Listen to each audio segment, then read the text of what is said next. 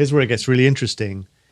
Music is all about the relationship between major and minor. They're the sort of two main colors in music and all the variations in between. Okay, so I'm going to explain the cage system. These are the basic foundational chords.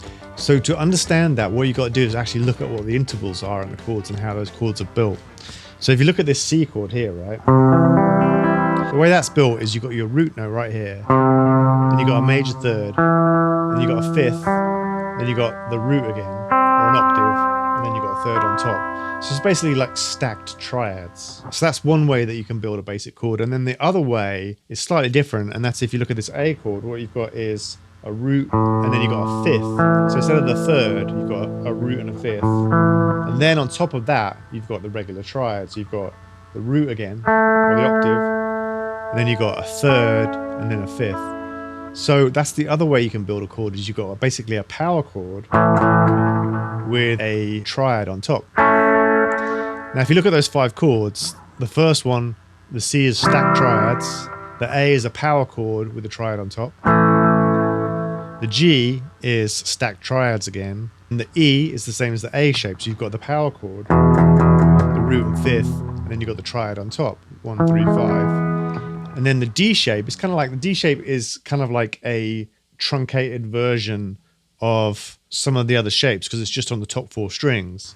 But essentially it's the same thing. It's a power chord, root and fifth, so you've got the D and the A. And then you've got the triad on top, but you're running out of strings there, so you've just got the octave and the major third on top. So once you understand those intervals in each chord, that's going to give you a massive head start on understanding arpeggios, scales, pentatonic scales, runs, all that kind of stuff. So once you've learned the chord, then also you have the arpeggio, because the arpeggio just means a broken chord. It's exactly the same thing. But the next step beyond an arpeggio is a pentatonic scale. So an arpeggio is 3 notes, and a pentatonic scale is 5 notes.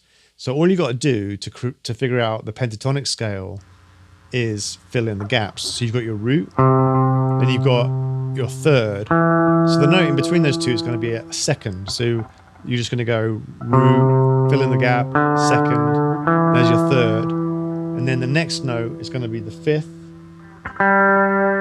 And then the final note of the pentatonic scale is the sixth. So basically a major pentatonic scale, which is the pentatonic scale derived from the major chord, the spelling of it, the spelling is another way of saying how you create the scale. The spelling of it is root, second, third, fifth, and then sixth. So you'll notice there's a couple of notes missing there. So we missed out the fourth and we missed out the seventh. So there's 5 notes, 1, 2, 3, 5, and 6, okay? Now, the reason that works is because music's all built around tension and resolve. And those 5 notes are the most stable sounding notes. So the root obviously is very stable sounding. The second is also very stable sounding. It's a very pretty sound, the second. And then the third is stable sounding also. And then the fifth is again it's very consonant sounding. It's a very powerful sound. C to G. And then a sixth, again, is very pretty, and it's got a little bit of tension on the sixth, but it's not dissonant. So it's almost like those foundational notes are the next step beyond just the basic chord, is adding in those other notes, which would be the second and the sixth. And then you've got this beautiful sounding little scale. Okay, so once you can do that, basically what you're going to do is do the same thing on all 5 chords. So if I show you the cage system here starting in C, you've got your C chord using the C form. And then if you go and play the next version of a C chord, you'd use the A form, which is basically like playing an A chord, but you're barring it. Then you've got the G form, so you're going to use this G shape here, but move it all the way up to here. So that's the C chord using the G form.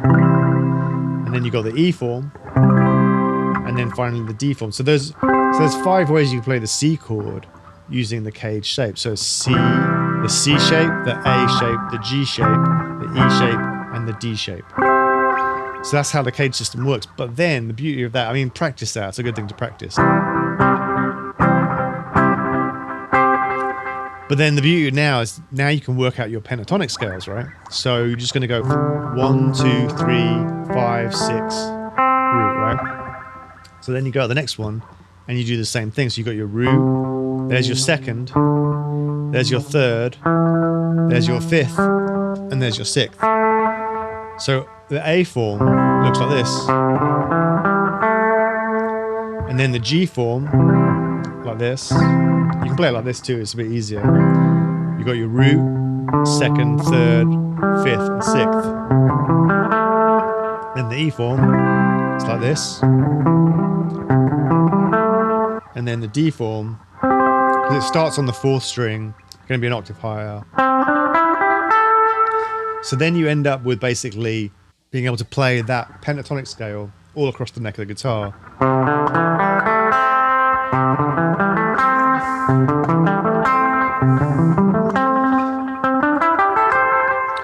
Then you can just kind of finish it off by adding on the next octave.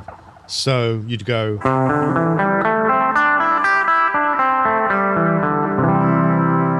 So you're just filling in the notes around the chords.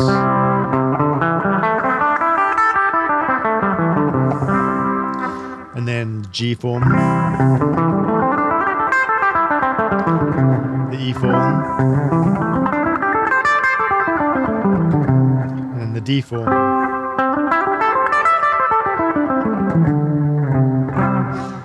So that's all the major pentatonic scales, and I'll put up the chart there so you can kind of go through and memorize it. But the thing is, it's also really good to just kind of understand the concept, kind of like I showed you there. So you want to use a combination of actually kind of memorizing the shapes and getting it into your muscle memory, but also understanding the idea of the intervals and how those pentatonic scales are related to the shapes. Now, here's where it gets really interesting. Music is all about the relationship between major and minor. They're the sort of two main colors in music, is major and minor, happy and sad, and all the variations in between. But basically, every major chord has a minor version of that chord called the relative minor. So what the relative minor is the minor chord that's related to the major chord in the same key. So it's basically kind of made up from the same tonality. And the way that you always find your minor chord is it's 3 steps down from the root. So if you're in the key of C, there's your root note. You're just going to go down 3 steps. So root, 1, 2, 3, down to A. So A minor is the relative minor of C major. So if you know how to play a C major pentatonic scale, all you got to do is play exactly the same scale, but go down 3 frets and start on the A, and then play the same notes. And there's your relative minor, or your A minor pentatonic scale. So each major pentatonic scale has its equivalent minor pentatonic scale 3 frets down, and it's exactly the same shape. The only difference is you start on the note that's 3 frets down instead of on the root note. So to put that into context, here's the A form. So there's my root note, and if I go down 3 frets, you go, there's the A, but I could also play the A there. So if I play,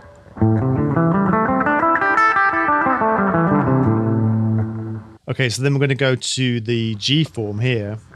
This is easy to see, and this will be very familiar to you. So there's your root note. You're just going to go down 3. There's the root, 1, 2, 3. There's your A minor. And then you just got to play that same scale.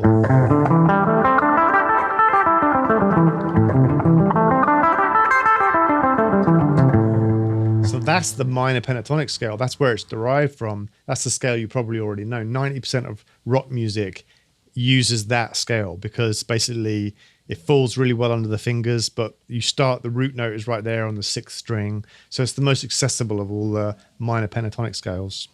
Okay, then we go to the E form here.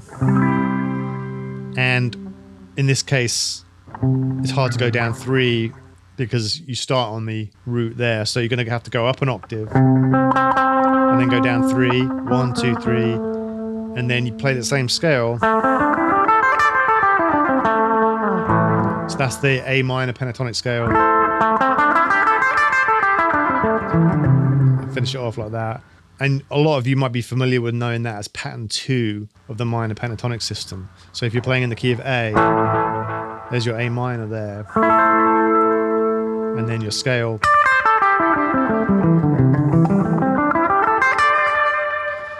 Okay, so next, that's the E form with the relative minor there. And then we're going to go to the D form here. And then go down 3. So there's the A minor there. And then, so we're starting right here.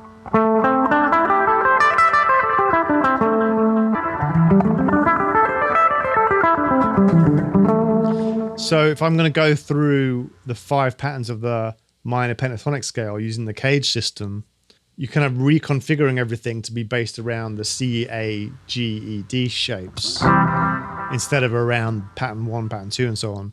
So if we start down here with the C shape and then its equivalent relative minor, we're going to have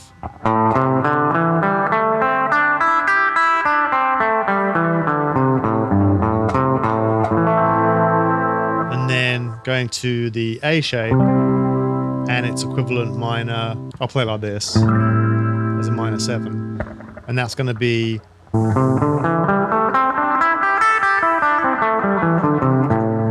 and then we've got the G form and its equivalent minor, 3 frets down, the familiar root 6 minor, pattern 1. And then you've got the E form, and then go up the octave, go down 3 frets. There's the A minor shape. And then the scale around that, pattern 2 of the pentatonic system. And then the D shape, and its minor form would be like played like this. This is a little bit of a tricky one to play, so I'll play it like this as a minor 7 again.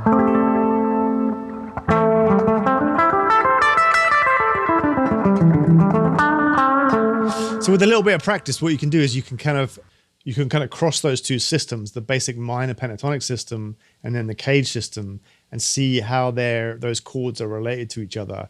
And it's kind of like putting together a little bit of a puzzle. But as you sit there and practice kind of looking at this and seeing how it all fits together, it's going to unlock a lot of insights and a lot more depth into your playing, because you'll be able to kind of see these chords, the major chords and their relative minors. You'll be able to see the triads and the arpeggios, and you'll be able to see the pentatonics, the major pentatonics and the minor pentatonics, and how they all fit together, and how it all is like this kind of amazing kind of system that really unlocks, that really allows you to move around the fretboard and express yourself in all kinds of ways.